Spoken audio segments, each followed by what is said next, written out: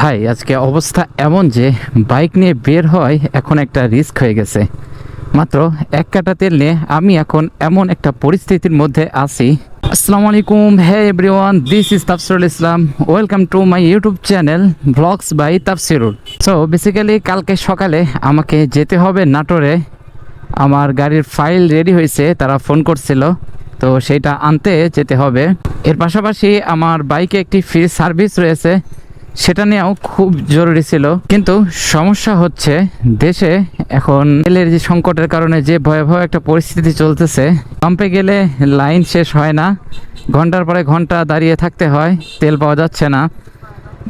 এই পরিস্থিতিতে আসলে খুবই বিপদ। এর মাঝে আবার অনেককে দেখলাম, শুনতেছি যে অনেক জায়গা থেকে 250 টাকা লিটার তেল কেনা যাচ্ছে। তো এই পরিস্থিতিটা আসলে খুবই দুঃখজনক, কারণ বাংলাদেশে তেলের সংকট শুনতেছি নাই কিন্তু হয়ে যাচ্ছে।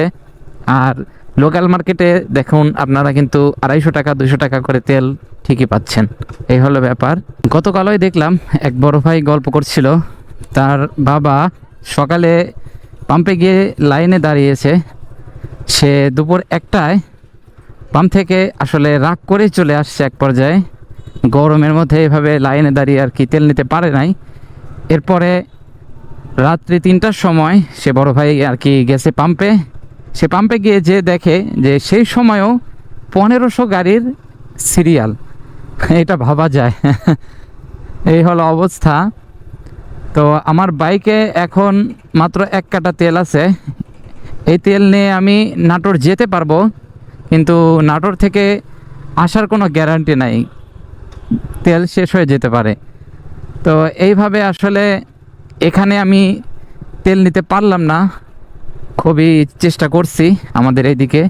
তো এইভাবে যদি আমি এখন নাটোরে যাই, নাটোরে গিয়ে কাজ শেষ করে আসার পথে আমি তেল পাবো কি পাবো না সেটা তো আসলে নিশ্চয়তা নাই। এই জন্য আর কি খুব বিপদের মধ্যে আছি। সবচেয়ে বড় টেনশন হলো এই ফ্রি সার্ভিসটা মিস হলে ওয়ারেন্টির ঝামেলা হতে পারে। নতুন বাইক, ইঞ্জিনের দায়িত্ব, সব কিছু কোম্পানির শর্তের উপর। এই জন্য আর কি একটু প্রেশার যাচ্ছে মনের মধ্যে।